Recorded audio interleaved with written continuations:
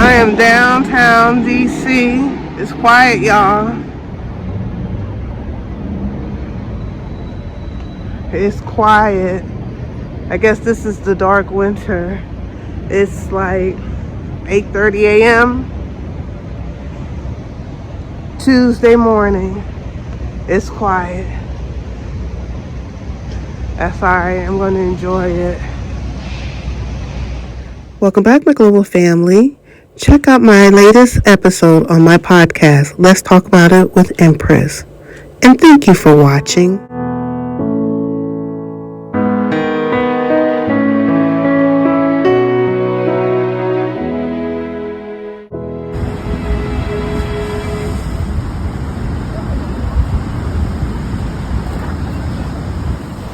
Alright, family. I never ever get on here and complain about my job. Actually, I'm that person that people will call me. They call me Tommy. Remember Tommy, where they didn't believe they have a job? That's how much I actually talk about my job. The BS that I've been dealing with since I came back from Africa. So they had me on probation for whatever reason. I accepted my responsibility and I went past the 60 days and they added another 30 days on it because I went to vacation in Africa. For 2 weeks, I was added an additional 30 days. That's what it is. To me, when you work in America KK, you learn the signs when people are trying to fire you. This is definitely a sign. I can't let it stress me. I have a lot of stuff that I'm working on and I got to stay focused. I can't let this distract me from my goals that are bigger than this job. I mean, just to say it, it's bigger than this job. Alhamdulillah. You're going on the journey. Even the firing of Empress from a job that blessed me in the time of need when I needed it. This chapter is closing. I'm just going to do what I need to do while I'm here to keep it, so when they do fire me, I can still get my unemployment. I have a half of a hummus sandwich and some lentils, but I think I'm going to save the Brussels sprouts for later. You all are so patient with me and my wobbly camera. Challenges come and go, and this is just one challenge that I will overcome. It is hard to be the best version of yourself in an environment that is so toxic. I am so miserable here. The people here are just, you all just don't know. Corporate America sucks. I'm just going to do the best that I can to the best of my ability to be better each day than I was the day before. But I am so miserable at this job. This is downtown DC, and you can see it's pretty dead. You know, people have not come back. And today I got to go to a forced Christmas party, so I'm not thrilled about that. So I just got Devin and Blakely, one of the healthier food options. I just paid for just like some tea tumbler and some honey and I don't know, something else. And I paid with my One United card. And on my One United card, because that's a black-owned bank, she has Queen Nzinga on there. And the lady was like, asked me, she said, is that you on your card? And I was like, no, that's Queen Nzinga. And she had a blank face. And I had to share with her who Queen Nzinga was. And I was like, we can't get mad at Africans for not knowing our history, because we in the diaspora don't know African history. So we got to get educated.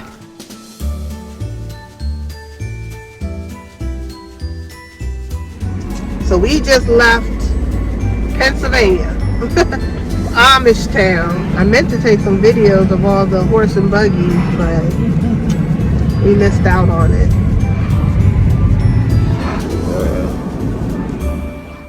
This ordeal with my house flooding and knowing that my job is got my head on the chopping block, which is okay.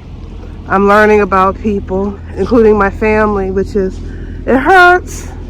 It hurts, but alhamdulillah for good friends. My girlfriend lent me her couch, which I'm grateful for. You know, I know my oldest daughter, she would definitely have made space for me open hand, but her living situation is such that it would compromise her. My son, he lives in another state.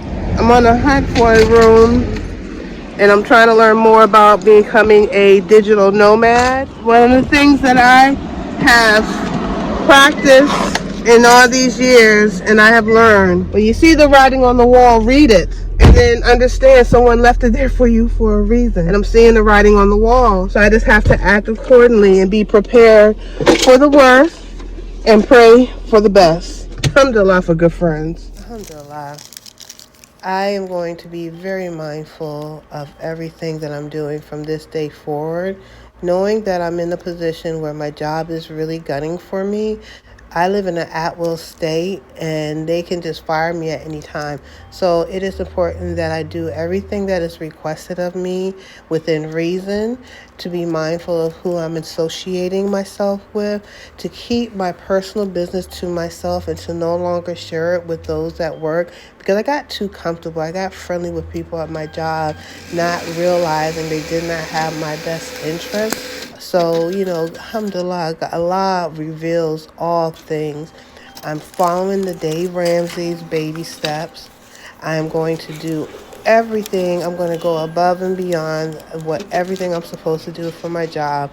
I'm going to be the best team player, and I'm going to make sure that I have additional income outside of my job, have my ears to the ground, and if I hear of any other opportunity, to take heed.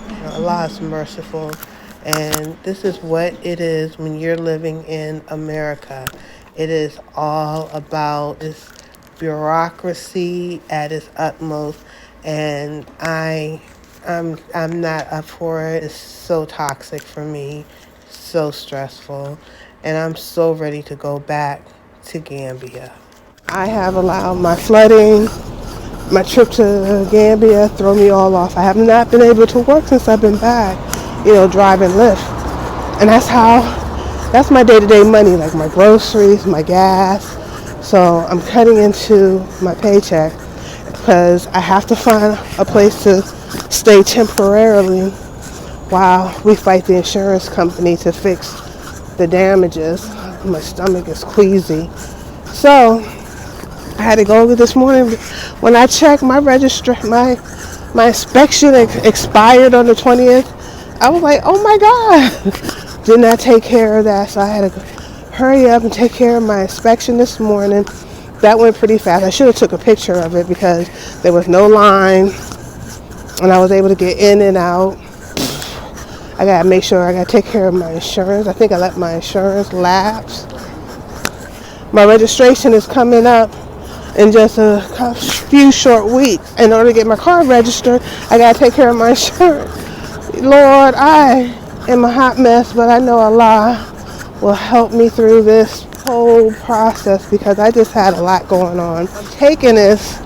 This is a valuable lesson because I already know when I go to Africa, there's going to be stuff like this happening. That's going to be outside of my control.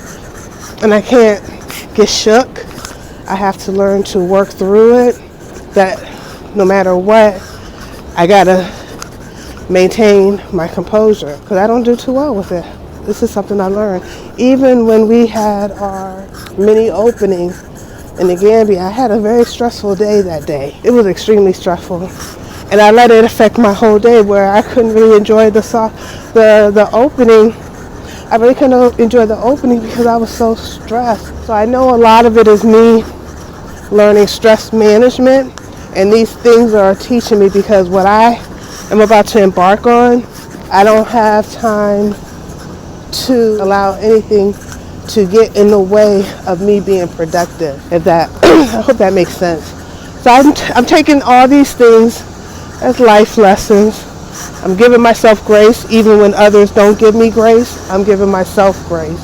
Letting other people's stuff, their ish, bounce off of me because I'm real sensitive and I take things very personally, and I'm learning to tune folks out. I have to.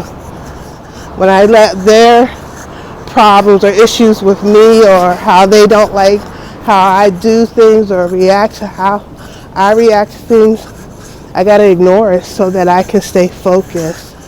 And these are life lessons. And as you see, no matter how old you are, you always go through lessons.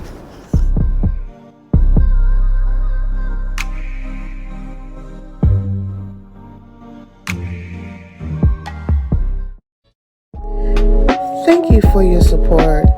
Make sure you subscribe to our channel. 1200, we're trying to get there, y'all.